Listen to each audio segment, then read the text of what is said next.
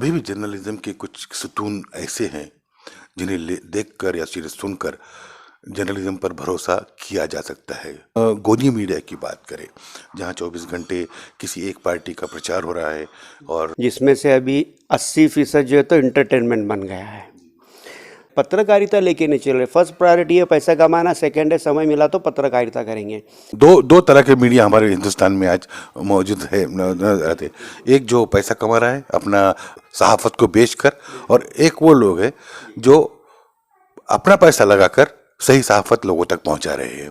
जैसे कि YouTube channel वगैरह बहुत सारे से है, न्यूज़ लोगों तक पहुंचाने की कोशिश कर रहे हैं। तो ये क्या इनकलाब का एक जरिया बन सकता है? जितना मैं मोदी गोदी मीडिया के अगेंस्ट में हूँ, उतना ही मैं उन लोगों के अगेंस्ट में हूँ जो सिर्फ उसके नुक्स निकालते रहते हैं। जो लोग मीडिया को फाइनेंस करेंगे उनका उसके ऊपर आपको इन्फ्लुएंस दिखाई देगा। बिजनेसमैन के जहाज़ में 20,000 करोड़ की अगर कुछ ड्रग्स पाए जाते हैं तो उसको छुपाने के लिए पूरा मीडिया जान तोड़ के कोशिश करता है और कुछ नया ड्रामा क्रिएट करता है। तो सारी दुनिया में हमारी सहाफत को बड़े इज्जत से देखा जाता था, आज वो इज्जत नहीं रही। आदाब अर्ज़ है, महाराष्ट्र न्यूज़ टुडे के प्रोग्राम रूबरू में आपका इस्तकबाल है। सहाफत, किसी ने कहा है कि सहाफत जल्दबाजी में लिखा हुआ अदब है जो महफूज होता है और आने वाली नस्लों के लिए एक रास्ता बताता रहता है। मौजूदा दौर की सहाफत में जो कुछ चल रहा है उसे आप जो दिलचस्पी रखते हैं वो बखूबी वाकिफ है। हमारा आज का मीडिया जिस दौर से गुजर रहा है, यकीनन तारीख जब भी लिखी जाएंगी उसमें इस दौर का जिक्र होगा, वो भी अच्छाई के साथ नहीं, सहाफत की जो गिरता हुआ म्यार है उसको लेकर तारीखदान जरूर इस पर लिखेंगे।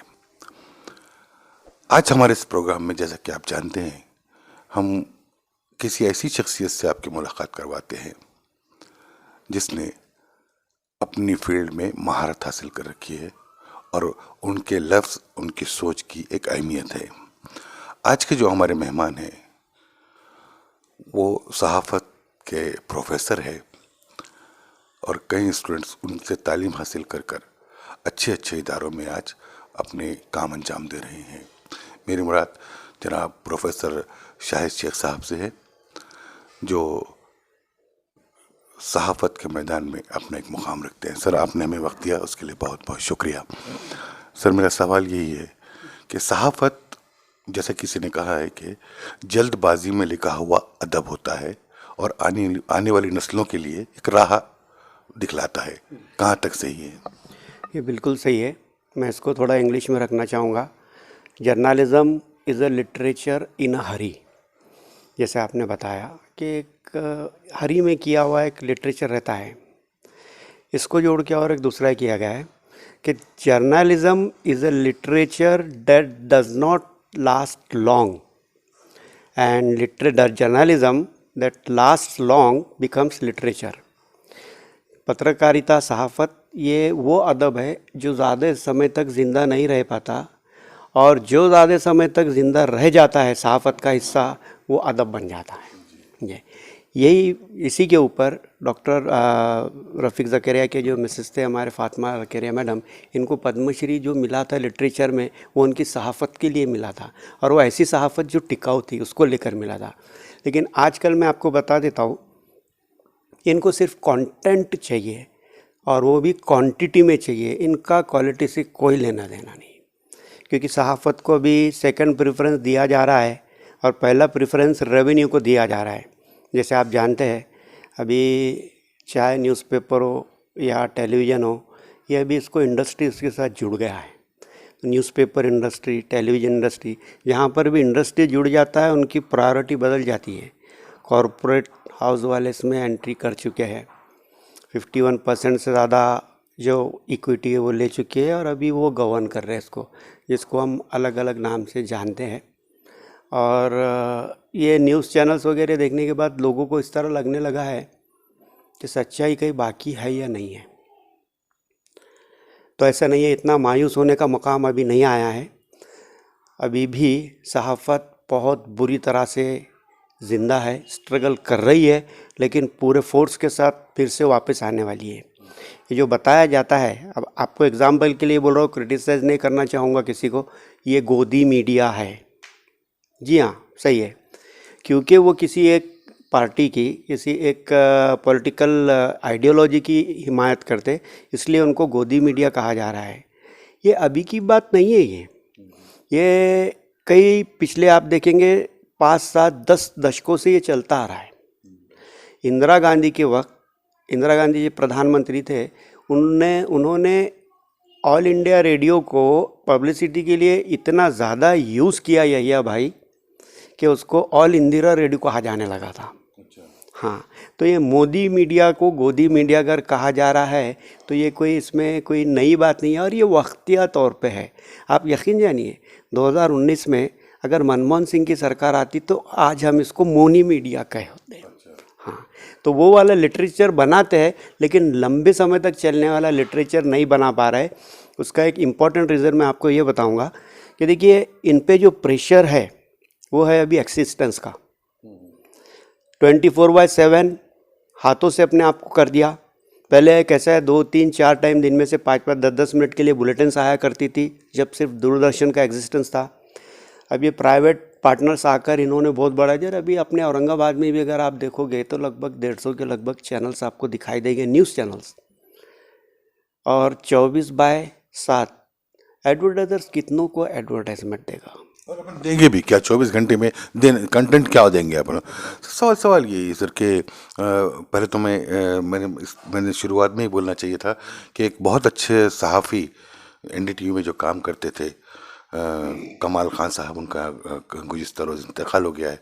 हम अल्लाह से दुआ करते हैं कि अल्लाह उन्हें उनकी मग़फ़िरत करे और जन्नतुल फिरदौस में आला मुक़ाम हासिल दे उन्हें। शायद साहब, अभी भी जर्नलिज़्म के कुछ सुतून ऐसे हैं जिन्हें देखकर या फिर सुनकर जर्नलिज्म पर भरोसा किया जा सकता है, जैसा कि जैसे मैंने अभी जिक्र किया है, रवीश कुमार साहब है, अंजुम है, अजीत अंजुम साहब है, और 2-3 नाम मैं ले सकता हूँ।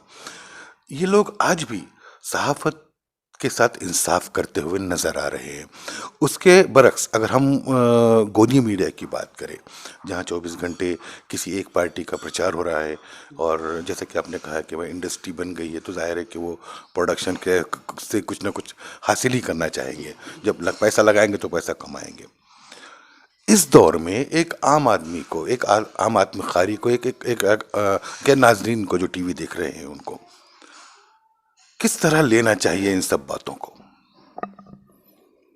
बोलते हुए मुझे भी थोड़ा सा इस पर अफसोस होता है कि जो चैनल्स के कैटेगराइजेशन किया गया था, उसमें न्यूज़ चैनल नाम का एक सेपरेट कैटेगरी बनाया गया था, जिसमें से अभी 80% जो है तो इंटरटेनमेंट बन गया है।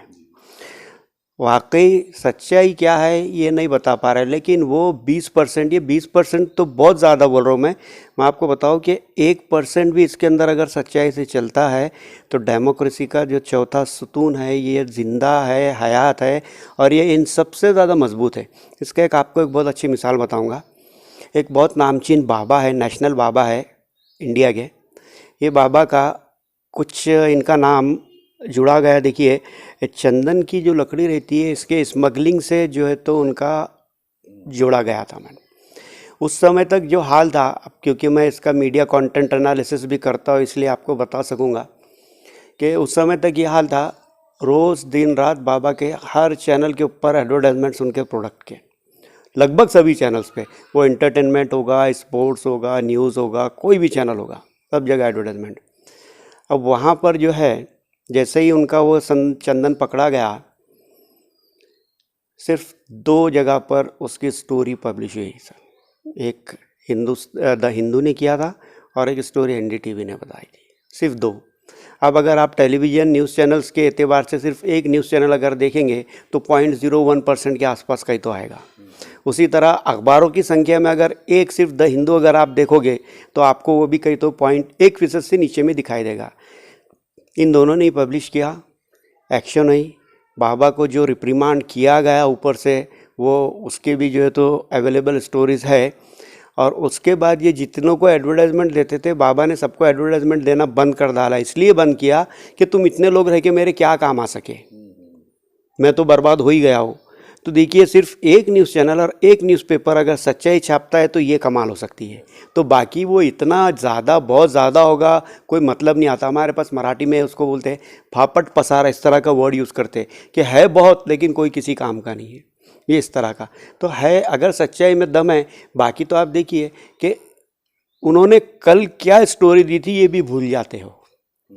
तो वो लिटरेचर इन हरी, आप जैसे बोल रहे हैं बस अभी मुझे समय, ये 8 घंटे हुए, 10 हो गए, ये 12 घंटे, ये इस तरह का, मुझे बस 24 घंटे ख़त्म करना है, क्या चलाओ, उस तरह का ये लेके चल रहे। पत्रकारिता लेके नहीं चल रहे। फर्स्ट प्रायोरिटी है पैसा कमाना, सेकेंड है समय मिला तो पत्रकारिता करेंगे। पूछने पर आपको बताया जाएगा कि यस, जिएंगे तो लड़ेंगे जर्नलिज्म के लिए, अभी लड़ रहे हैं जीने के लिए। तो बिल्कुल उनके एग्जिस्टेंस का ही सवाल खड़े हुआ है। तो उनको ब्लाइंड हो गए, उनको कुछ दिखाई नहीं दे रहा है कि ये जर्नलिज्म के अगेंस्ट में या जर्नलिज्म के फेवर में। फेवरिज्म नहीं चलेगा, journalism should be without fear and favour. TRP के चक्कर में क्या क्या कर डाला है कि ईमानदार चैनल्स को अपने एडवर्टाइजमेंट करते वक्त बताना पड़ रहा है कि नो टीआरपी, हम अपनी ईमानदारी पर लोगों के दिल में घर करते हैं। टीआरपी खरीदी जा सकती है, ये बता रहा है। तो इन्होंने पूरा उसका क्या बोला कर दिया, उसका करके रिपुटेशन ख़राब करके रख दिया। लेकिन अभी भी नाउम्मीद होने जैसी कोई वजह मुझे दिखाई नहीं देती। जब तक थोड़ी भी सहाफ़त ज़िंदा रहेगी, देश बिल्कुल चलता रहेगा। क्योंकि इसके अंदर मैं आपको बताता हूँ, नेशनल लेवल पर जो कुछ भी अत्याचार, अन्याय, जो भी नाइंसाफ़ियाँ होती है, मॉब लिंचिंग वाले केसेस ले दीजिए आप। औरंगाबाद के अंदर जाकर अगर छोटे छोटे पार्टी के कार्यकर्ताओं को पूछेंगे, सोशल वर्कर्स को पूछेंगे कि मॉब लिंचिंग कितने लोगों की कहाँ हुई, तो आपको नाम के साथ, एरिया के साथ, स्टेट के साथ आपको बता सकेगा। मुझे ये बताइए कि ये जानकारी इन तक पहुंचाई किसने है? वो मीडिया नहीं पहुंचाई है। तो अभी भी इस तरह के नाइंसाफ़ी के लिए आवाज़ उठाने वाला और उसको लोगों तक लाने वाला मीडिया ज़िंदा है। तब इन एक भी मॉब लिंचिंग का केस छुपा नहीं है। इसका मतलब यह है कि मीडिया सलामत चल रहा है, भले ही कम है लेकिन चल रहा है बराबर। बाकी वाले जो है वो धंधा कर रहे हैं और वो आपस में एक दूसरे से टक्कर ले रहे हैं। ईमानदारी वाली लाइन वैसे ही जारी है अभी। आपका मतलब दो तरह के मीडिया हमारे हिंदुस्तान में आज मौजूद है, रहते। एक जो पैसा कमा रहा है अपना सहाफत को बेचकर, और एक वो लोग हैं जो अपना पैसा लगाकर सही सहाफत लोगों तक पहुंचा रहे हैं। जैसे कि यूट्यूब चैनल वगैरह बहुत सारे से है, सोशल मीडिया के हिसाब से देखा जाए। सर, किसी भी ज़माने में कोई भी इनकलाब तो जहन से शुरू होता है और जहन बनाने का काम मीडिया करता है। जब अखबारात हुआ करते थे तो अखबारात में ऐसे लेख हुआ करते थे जिससे कि इंसान का जहन बनता था और वो इनकलाब बर्पा किया जाता था। आप फर्स्ट वर्ल्ड वॉर में देखिए, सेकंड में देखिए, या हमारे अपनी आज़ादी की जो लड़ाई थी उसमें मीडिया का बहुत बड़ा रोल था। आज जो आप बदलाव की बात करें, आपकी जो उम्मीद है कि भी मीडिया है जिंदा, तो जो इनकलाब होना चाहिए, तो आपको अब भी उम्मीद है कि यही मीडिया के कुछ लोग जो अपने जेब से पैसा खर्च कर रहे हैं, अपनी मेहनत कर रहे हैं रात और दिन, और सही बातें और सही न्यूज़ लोगों तक पहुंचाने की कोशिश कर रहे हैं, तो ये क्या इनकलाब का एक ज़रिया बन सकता है? बिल्कुल, पूरी उम्मीद है कि ये बनेंगे। क्योंकि देखिए, जब आप जैसे बता रहे थे कि फाइटिंग के समय, फ्रीडम स्ट्रगल के समय जो है चंद अखबार थे, लेकिन वो लोगों को मोटिवेट करते थे और लाकर अंग्रेज़ों के अगेंस्ट में लड़ने के लिए खड़ा करते थे। बहुत बहुत सही बात बताई है भाई आपने। यकीन मानिए, उस समय अखबार निकालने का वजह, मोटिव भी यही था कि अंग्रेज़ों के अगेंस्ट में लड़ना है। अभी हमने परसों 6 तारीख को दर्पण दिन मनाया। बाल शास्त्री जाम्बेकर नाम के जो पत्रकार, 30-34 साल की उम्र में उनकी डेथ भी हो गई। 20 साल का था वो लड़का, तब उसने अखबार निकाला था। उसके अखबार में 2 लैंग्वेज में आर्टिकल्स छपा करते थे, इंग्लिश और मराठी। मराठी में महाराष्ट्रियन लोगों को ब्रिटिशर्स के अगेंस्ट जगाने के लिए, और इंग्लिश में ब्रिटिशर्स को पढ़ाने के लिए कि हम तुम्हारे अगेंस्ट में क्या क्या कर रहे हैं। ये तो अभी वहाँ पर आपको कभी भी दिखाई नहीं देगा। गवर्नमेंट के अगेंस्ट में तो अगेंस्ट में लिखेंगे, फेवर में तो फेवर में लिखेंगे। जितना मैं गोदी मीडिया के अगेंस्ट में हूँ, उतना ही मैं उन लोगों के अगेंस्ट में हूँ जो सिर्फ उसके नुक्स निकालते रहते हैं। आप उसके ऊपर इलाज क्या करना चाहिए ये भी तो आप बताइए, भले ही वो ना करे, लोगों को तो समझ में आए कि इस तरह का इसका कोई हल है। सिर्फ क्वेश्चन रेस करना ये पॉलिटिशियंस का काम है, उस पर आंसर बताना ये सहाफ़त की जवाबदारी है, ये उन्होंने बताना चाहिए। दूसरी बात, अभी आप जैसे बता रहे थे कि जो चैनल्स है, यस, एक मेन स्ट्रीम कुछ मीडिया चैनल्स जो जिंदा है अभी भी, मीडिया चैनल्स, न्यूज़पेपर हो गए, और लगभग सोशल मीडिया आपके जो पोर्टल्स हो गए, ये सब ये राइट वे में चल रहे हैं बिल्कुल सही तरीके से। लेफ़्ट साइड में जो है उनके लिए बहुत पहले किसी वेटरन जर्नलिस्ट ने कहा है कि the content of media is influenced by the people who finance it. जो लोग मीडिया को फाइनेंस करेंगे उनका उसके ऊपर आपको इन्फ्लुएंस दिखाई देगा, बिल्कुल सही है। एक किसी बड़े बिजनेसमैन, नेशनल लेवल के बिजनेसमैन के जहाज़ में 20,000 करोड़ की अगर कुछ ड्रग्स पाए जाते हैं तो उसको छुपाने के लिए पूरा मीडिया जान तोड़ के कोशिश करता है और कुछ नया ड्रामा क्रिएट करता है, जिसको अभी कोर्ट ने भी बता डाला कि इट वाज अ ड्रामा। वो एक कोई स्टार के लड़के को पकड़ कर लाया, उसको उसमें अटकाया उनको, और फिर बाकी सब ने मिल के वही चलाया। इनको पता है कि वो स्टारडम है तो लोग उधर ज़्यादा जाएंगे। 8-15 दिन, 20 दिन, महीना भर चला, सब सामने आया, कोर्ट ने भी बता दिया। उसमें जो मेन इन्वॉल्व था वो, उसको भी उस एनसीबी से हटा दिया गया, और अब लोग वो भी भूल गए कि 20,000 करोड़ का कोई ड्रग्स मिला था। उस ड्रग्स का अभी क्या हुआ, ये सवाल इन्होंने दबाने की कोशिश की है। तो इस तरह से भी साथ दिया जाता है। ये डेमोक्रेसी की ये हम कमज़ोरी कह सकते हैं इसको कि इतना बड़ा डेमोक्रेटिक कंट्री और इतनी अच्छी सहाफ़त, अगर हम 10-15 साल पहले अगर हम हमारी सहाफ़त की तरफ देखें तो सारी दुनिया में हमारी सहाफ़त को बड़े इज्जत से देखा जाता था। आज वो इज्जत नहीं रही। तो ये डेमोक्रेसी की कुछ वीकनेस भी इसमें आपको नज़र आती है? देखिए साहब, अब किसी के अगेंस्ट में बोलना एक पत्रकार का, सहाफ़ी का एक अधिकार होता है। उस हिसाब से हम भी बता सकते हैं कि जब कुर्सी पर बैठने वाले ही किसी इशू को सपोर्ट करते हैं तो आप किसके अगेंस्ट में बोलोगे, किसके अगेंस्ट में बोलोगे? अभी खुल्ला आपके इतने अच्छे, दुनिया के सबसे अच्छे मुल्क हिंदुस्तान के अंदर एक चंद लोग मिलकर जमते हैं और वहाँ पर जो है तो खुलेआम बिल्कुल धौंस दे डालते हैं कि हम इतने लाख, इतने करोड़ इस समाज के लोगों का हम मर्डर करेंगे। आप तक बात पहुँची, मुझ तक बात पहुँची, कि उन लोगों तक नहीं पहुँची जो एक्शन लेने वाले हैं, जिनको लेने का अधिकार है, उन तक पहुँची है। अच्छा, पहुँची है तो एक्शन क्यों नहीं लिया गया है? तो इसका सीधा मतलब ये है कि कुर्सी वाले भी इनको सपोर्ट करते हैं, और उसका रीज़न है कि ये इस तरह के अगर स्टेटमेंट आए दिन अगर करते नहीं रहेंगे तो फिर समाज के अंदर निफाक कैसे डाल पाएंगे? निफाक नहीं डाल पाएंगे तो वो वोट्स उनको मिलेंगे नहीं। तो ये पूरा वोट को लेके पूरी सियासत चल रही है, उसके अंदर ये मीडिया को इन्वॉल्व करके उसको ज़्यादा चला रहे हैं, क्योंकि ज़्यादा लोगों तक आसानी से पहुंचने का ये मीडिया, सियासी जमातें मीडिया को अपने अतराफ में रखकर अपने लिए इस्तेमाल कर रही है। सीधी सी बात सर, अगर हम दूसरी तरफ देखेंगे जहाँ पर एक बड़ी माइनॉरिटी है हमारे मुल्क में है, जिसे हम मुस्लिम कहते हैं, और जानबूझकर या इत्तेफाक से उर्दू ज़बान को मुसलमानों के साथ जोड़ दिया, जबकि यह इसकी बात नहीं है। उर्दू सहाफ़त का जो मेयार और जो उर्दू सहाफ़त पे या मुसलमानों पे जो गुजर रही है, उसको लेकर के उर्दू सहाफ़त किस दिशा में जा रही है? उर्दू सहाफ़त, इसका एक थोड़ा सा एनालिसिस मैंने किया तो मुझे समझ में आया कि ये ज़बान हकीकत में उस कम्युनिटी तक महदूद रह चुकी है, मुस्लिम कम्युनिटी तक महदूद रह गई है उर्दू ज़बान। अब मुस्लिम कम्युनिटी में एजुकेशन का परसेंटेज कितना है, लिटरेसी का, एक सवाल। दूसरा सवाल, इन उर्दू पढ़ने वालों में से अखबार कितने लोग पढ़ते हैं, दूसरा। तीसरा ये है कि अखबार पढ़ने वालों में से ख़रीद कर कितने पढ़ते हैं। ये सब देखने पर आपको समझ में आएगा कि उर्दू जर्नलिज़म पीछे क्यों रह गया है। दूसरी बात, हमारे उर्दू जर्नलिज़म की साइड से भी गलतियाँ होती है, वो भी मैं आपको बताता हूँ। इनको आए दिन देखिए आप, फ़लस्तीन, Iran, Iraq, Syria, Pakistan, Afghanistan, ये सब भरा पड़ा है। अरे हमारे देश में कोई मसले ही नहीं है क्या मुसलमानों को लेकर?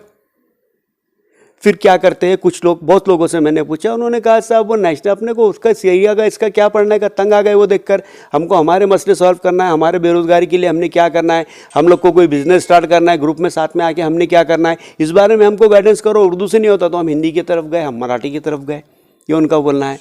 यस, जो उनको चाहिए अगर आप वो नहीं दे रहे थे कि हाथ में 5 रुपये लेके निकल रहा है, उसको जो मालिक है 5 रुपए का, उसको जो चाहे वो खरीदेंगे, आपका अखबार वो नहीं दे रहा, दूसरी तरह का जाएगा। हिंदी और मराठी पढ़ना, 5 रुपये में 28 पेज मिलते हैं और 5 रुपये में 5 पेज मिलते हैं।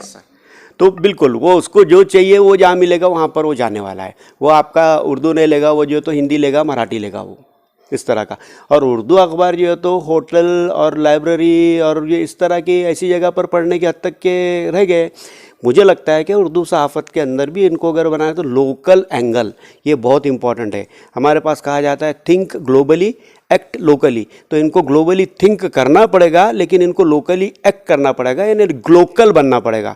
जैसे अभी सीरिया में, अफ़गानिस्तान में, ये जितने वहाँ पे मुस्लिम ममालिकत है, गल्फ़ कंट्रीज़ है, यहाँ पर मसले क्या है और हम वहाँ से क्या सीख सकते हैं, ये हमको देखना है। यहाँ पर यूनिटी वो हमने नहीं सीखी। यहाँ पर आपके 10 लीडर होंगे तो अलग 10 पार्टीज में है, तो पूरे वोट्स उनके पीछे, सबके हिमायती उनके जो है वो सब जगह डिवाइड होने वाले। ये डेमोक्रेसी की खूबसूरती है, ये डेमोक्रेसी की खूबसूरती है। लेकिन आपकी जो है तो ये आपकी बदहालत इसी की वजह से है, आपकी बदहालत इसी की। आपको समझ नहीं आ रहा है कि कहाँ पे जाना है, उसको वेस्ट क्यों कर रहे हैं। आपने नहीं भी दिए तो चलेगा, इस तरह की सिचुएशन आज इस वजह से आ पड़ी है कि आपके वोट को कंसिडर भी नहीं करते। वो खुला बोलते हैं कि हमको इनके चाहिए नहीं वोट, हम खुद कर लेंगे। तो आ गई है, ये नौबत आ गई।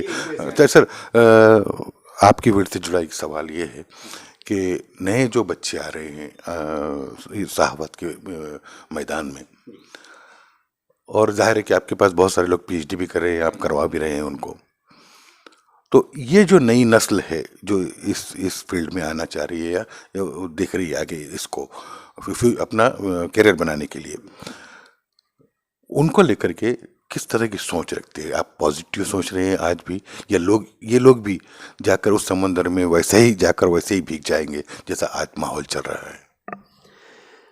नहीं, अभी मुझे लगता है कि लोगों में अवेयरनेस आ रही है और झूठ का डंका थोड़े दिनों तक चलता है, टॉप पे रहता है लेकिन थोड़े दिनों तक चलता है। उसके बाद फिर लोगों को रियलाइज़ होता है कि यार हम गलत जगह पे थे, हम फिर वापस आए। और बार बार हमारे देश में ये देखने में आया है।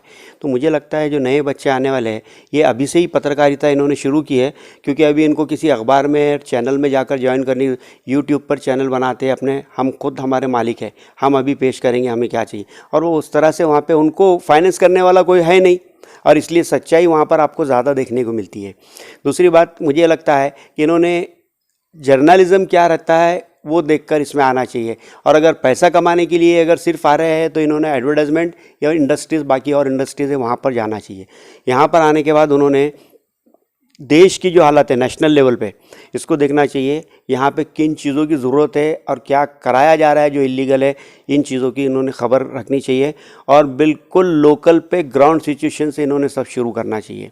अब औरंगाबाद सिटी है यहाँ पर, अभी देखिए थोड़े दिन पहले का मसला है, इनको थोड़ा सा अगर पत्रकारिता के नज़रिए से अगर सोचेंगे या जो अपना स्टडी बढ़ाएंगे तो इनको कुछ समझ में आएगा। 1 से लेके 8 तक के क्लासेस बंद कर दिए, उसके बाद सेकेंड डे डिक्लेयर ये होता है कि कॉलेजेस और यूनिवर्सिटीज़ की क्लासेस भी बंद कर दिए गए हैं फरवरी मिड तक। तो यूजी पीजी के पूरे बंद, 1 से लेके 8 तक बंद, 9 से लेके 12 तक क्लासेस चल रही है। यही है भाई, 9 से लेके 12 तक यही कैटेगरी जो है जिसके अंदर 15 से लेके 18 साल के बच्चे आते हैं, इनके वैक्सीनेशन के लिए उनके क्लासेस खुले रखे हैं। तो ये मेरे नए आने वाले बच्चों को ये एनालिसिस करते आना चाहिए, उन्होंने लोगों को बताना चाहिए, किसी ने नहीं बताया, इन्होंने बताना चाहिए कि ये बंद ये क्यों चालू है। तो अपना उल्लू सीधा करके हमने इतने वैक्सीनेशन कराए, ये क्रेडिट अपने नाम पे लिखने के लिए उनको रिस्क में डाले। क्यों? उनको नहीं होता है क्या कोरोना? बच्चों को होता है, बूढ़ों को होता है, इनको होता है, इनको नहीं होता है। यानी जो अपने अतराफ की जो बारीक बातें हैं, जो छोटी छोटी बातें, उस पर भी नजर रखने की ज़रूरत है। सर, आजकल जब आपके पास पीएचडी के जो स्टूडेंट्स हैं जो पीजी कर रहे हैं, उनका ज़्यादातर टॉपिक क्या है? मीडिया से रिलेटेड ही लेते हैं, और बहुत कुछ उसके अंदर ऐसा है कि अभी नए ट्रेंड जैसे स्टार्ट हो मीडिया का कौन सा, मीडिया से रिलेटेड तो होगा वो, जर्नलिज्म का है, लेकिन टॉपिक क्या है मीडिया का? आज का जो मीडिया है, या गुजरा हुआ मीडिया है, या आने वाला मीडिया है? नहीं, इसके अंदर जो है तो तीनों टाइप के, आप जैसे फॉर एग्जांपल डिजिटल मीडिया आप लोगे तो डिजिटल मीडिया पे जो बच्चे कर रहे हैं वो उसको जो ट्रेडिशनल मेन स्ट्रीम मीडिया है न्यूज़पेपर उसके साथ कंपेयर करके स्टडी करना चाहते हैं। हाँ, कुछ बच्चे हैं कि आज का जो अखबार है उसी को जो है तो आज के डिजिटल मीडिया के साथ कंपेयर करके करना चाहती है। देखिए होता क्या है, अखबार के पहले जो था ना, जिसको हम सहाफ़त कहते थे, वो सिर्फ अखबार तक महदूद थी। अब जब वो टेलीविज़न के अंदर आ गई है तो अखबार को टेलीविज़न के साथ कम्पीट करना पड़ रहा है। आपस में तो कर ही रहे, आपस में तो अखबार कम्पीट कर ही रहे, उनको टेलीविज़न के साथ भी कम्पीट करना है। जैसे फॉर एग्जांपल अभी छप गया, अब अगला इशू छपेगा 24 घंटे के बाद, और इधर न्यूज़ चैनल उतनी देर में तो 100-200 अलग अलग स्टोरीज बता देता है। तो अब अखबार बहुत पीछे रह जा रहा है, फिर अखबार को इनके साथ कम्पीट करना है, इसलिए इन्होंने इंटरनेट एडिशन भी निकाला है। अब रिपोर्टर्स का भी काम कैसा है, ठीक है हम न्यूज़पेपर के हम देंगे, शाम में जाएंगे तो ऑफिस में नहीं चलने वाला। जिस समय आपको मिलती है news, that is the deadline, उसी वक्त आपको देना है, क्योंकि वो भले ही छाप नहीं रहा है लेकिन वो इधर उसको अपलोड करना है, उसको रिफाइन करके स्टोरी अपलोड करना है। अपलोड क्यों करना है इंटरनेट एडिशन पे? क्योंकि इसका यही इंटरनेट एडिशन है जो टेलीविज़न के साथ कंपटीशन कर रहा है। तो उसको वो भी जो हमारे रीडर्स, न्यूज़पेपर के रीडर्स जो भाग रहे हैं उनको पकड़ना है। और दूसरी बात इसलिए उसको इंटरनेट एडिशन निकालना है क्योंकि मेरे हाथ में मोबाइल है, मैं जहाँ भी हूँ मुझे अपडेट मिल जाता है, इसलिए तो वो खुद भी आपस में भी तो कंपटीशन चल ही रहा है, इससे भी कम्पीट कर रहे हैं। इसलिए ऐसे विषय भी, ऐसे टॉपिक भी लेकर बच्चे उसके ऊपर रिसर्च करते हैं कि इसके पीछे रीज़न क्या है। हाँ, और अभी जो है तो मोनेटाइजेशन यूट्यूब चैनल्स है या फिर आपके पोर्टल्स है, इसका मोनेटाइजेशन होने की प्रोसेस क्या है, ये कैसे होगी, इसको आसान कैसे कर सकते हैं। गवर्नमेंट ने इनके जर्नलिज्म को, मैं उस दिन भी दर्पण डे के दिन भी यही कहा कि यूट्यूब को और जो वेब पोर्टल वाले हैं, न्यूज़ पोर्टल वाले, इन लोगों को भी आपने रिकॉग्निशन देना चाहिए एज अ जर्नलिस्ट। और नहीं तो आप सीधे सीधे कह दो ये सहाफ़त नहीं कर रहे, हम वो भी एक्सेप्ट करने को तैयार है, लेकिन ऐसे कह नहीं सकते क्योंकि कॉन्स्टिट्यूशन का आर्टिकल 19A-B उसके अंदर freedom of expression, freedom of speech दी है, उस हिसाब से कर रहे तो आप उनको डिक्लेयर किए। और हज़ारों लाखों लोगों तक जब एक ही टाइम पर वो पहुंच सकते हैं तो दे आर मीडिया, तो दे आर मीडिया का रिप्रेजेंटेटिव, आप उनको भी वही दिया। आपको जब पब्लिसिटी चाहिए, यूट्यूबर आओ और पोर्टल वालों को बुलाओ, इनको बुलाओ, और जब फैसिलिटी देने की बात है तो नहीं दे आर नॉट जर्नलिस्ट, ये कौन सी बात है? ये नाइंसाफ़ी है, ये नहीं होनी चाहिए। और सीधे इंफॉर्मेशन ब्रॉडकास्टिंग मिनिस्ट्री से ये चल रहा है। मैंने उनको लास्ट टाइम कहा था कि जैसा प्रेस काउंसिल ऑफ इंडिया आपने बनाई है, इसको रद्द कीजिए, क्योंकि ये वो शहर है जिसको ना तो नाखून है ना ही दांत है। आप उसकी जगह मीडिया काउंसिल ऑफ इंडिया बनाइए, इसके अंदर न्यूज़पेपर के अलावा television, social media, YouTube, portal सबको इंक्लूड कीजिए। और अगर वो गलती करते हैं तो उनका रजिस्ट्रेशन कैंसिल करने के हक, उनको पावर्स इनको दीजिए, इमीडिएटली बिल्कुल उनको पावर दीजिए, तब ये सीधे होंगे। और ये जो फैलाई जाती है चीज़ें, प्लांटेड स्टोरीज, ये ऑटोमेटिकली बंद हो जाएंगी ये। और इसी तरह से उनके ऊपर कार्रवाई भी करना है और उनको वहाँ पर आपको जस्टिस भी देना आएगा ये, क्योंकि इसमें बदमाशी क्या कर रहे थे, यही अभी मैं आपको बताता हूँ। एक चैनल है, उन्हें किसी एक जमात को लेकर अफवाह फैला दी, झूठे आधार पर अफवाह, जैसे मैंने अभी बताया ना, पूरे मिलकर प्रोपोगंडा करते हैं। ये गवर्नमेंट को उसमें उतरने की ज़रूरत नहीं है, उन्होंने पहले मैनेज करके रखते, सब मिलके प्रोपोगंडा किया उसके अगेंस्ट में। हाई कोर्ट, सुप्रीम कोर्ट, सब ने कहा कि नहीं, उन लोगों का इसमें कोई भी दोष नहीं है, उन्होंने ऐसा नहीं किया है। अब ये क्या करते हैं, अपने चैनल से क्लिप हटा देते हैं, लेकिन वो क्लिप सोशल में डाल दी, सोशल में से दूसरे पे किसी ने डाली, वहाँ से चल रही है वो समाज के अंदर, वो जो है तो आपके आपस में डिवाइडेशन चालू है। इसके साइड पे सब कहीं भी नहीं है वो, तो मैं इसके अगेंस्ट में एनबीए के पास केस भी दायर नहीं कर पा रहा हूँ, क्योंकि नेशनल ब्रॉडकास्टर एसोसिएशन का कहना है कि वो कहाँ पर एक क्लिप कब बताई थी उन्होंने वो बताओ। मैं जब वहाँ जा रहा हूँ तो वहाँ नहीं है, तो मैंने उसमें ये भी डिमांड किया कि कोई भी स्टोरी पब्लिश होने के बाद 6 महीने उनके साइट पर उसको रखिए, ताकि कोई सबूत देना चाहे तो। आप यही बोल रहे हैं, अच्छा आपके चैनल के खिलाफ, मैं राजेश शर्मा साहब की बात कर रहा हूँ जो एनबीए के प्रेसिडेंट हैं, उन्हीं के चैनल में इस तरह का जो स्टफ आया है उसके अगेंस्ट में मुझे कंप्लेन करना है। जब मैं देख रहा हूँ तो कंप्लेन किसके पास करना है, तो राजेश शर्मा के पास करना है। अब आप बताइए, ये जोक से बड़ा और क्या है? ये कौन सा तरीका है ये निपटने का कि चोर के पास ही आप जाके बोले कि भैया तुमने चोरी की है क्या, और वो मुझसे कहने वाला है हाँ साहब की है, लो सज़ा दो मुझे। ये नहीं। तो इसलिए मीडिया काउंसिल ऑफ इंडिया बनाकर रिटायर जस्टिस जो रहेंगे वो लोग हो गए, मीडिया फील्ड के बहुत से एडिटर्स अलग अलग इसके, ये अलग अलग पार्टी के एमपीज, इन लोगों को उसके अंदर आप मेंबरशिप दीजिए। जैसे जॉइंट पार्लियामेंट्री कमेटी बनाते ना, जेपीसी की तरह से आप इसको बनाइए, ताकि इसके अंदर से जो है तो कोई भी वन साइडेड डिसीजन ना जा सके, और इंसाफ कम से कम उन मीडिया वालों को तो मिले जो सबको इंसाफ दिलाने के लिए और दिन रात लगे रहते हैं। इंसाफ मीडिया वालों को तो मिले। सर की जो सोच है, सर की जो फिक्र है वो जायज़ है। सर जिस तरह चाहते हैं कि इस मीडिया पर कहीं ना कहीं जो बोलने वाले, मीडिया के बोलने वालों पर कहीं ना कहीं कंट्रोल होना चाहिए, ताकि जो नफ़रतें परोसी जा रही है, जो दिलों में, एक दूसरे के दिलों में जो दूरियां पैदा की जा रही है, जो नफ़रत पैदा की जा रही है, यहाँ तक कि एक दूसरे को कत्ल करने की बातें आम होती जा रही है, उस पर कहीं ना कहीं रोक लगना ज़रूरी है। उर्दू मीडिया को लेकर सर ने बहुत अच्छी बात कही है कि थिंक ग्लोबल और एक्ट लोकल, कि आप सोचिए, दुनिया के लेवल पर जाकर सोचिए, लेकिन हमारे जो रोज़मर्रा के मसले हैं, हमारे जो मसाइल है, हमारे अतराफ़ के जो बातें हैं, उनको अपने अखबारात में जगह दीजिए, सुर्खियाँ बनाइए, ताकि हमको उसका कुछ फ़ायदा हो सके। तभी उर्दू सहाफ़त भी कहीं ना कहीं जो दूसरा मीडिया है उसके साथ ठहर सकती है। सर आपने हमें वक्त दिया, उसके लिए बहुत बहुत शुक्रिया। जाते जाते मैं कहना चाहता हूँ कि हद से दिल पे लिख लिया करो दोस्तों, हद से दिल पर लिख लिया करो दोस्तों, अखबार की सुर्खियों पर भरोसा नहीं रहा। उम्मीद करता हूँ कि हमारी शाहिद साहब की जो गुफ्तगू है वो आप लोगों को पसंद आएंगी, और आपसे गुजारिश है कि आप हमारे चैनल को लाइक कीजिए, सब्सक्राइब कीजिए और वायरल कीजिए, ताकि हम जो थोड़ी बहुत मेहनत कर रहे हैं आप लोगों के लिए, वो हमारी मेहनत कहीं ना कहीं कामयाब हो। अगले हफ्ते ऐसे ही किसी मेहमान के साथ मैं आपकी मुलाकात करवाऊँगा। तब तक के लिए अपनी टीम के साथ इजाज़त चाहता हूँ। जय हिंद, खुदा हाफिज़, नमस्कार।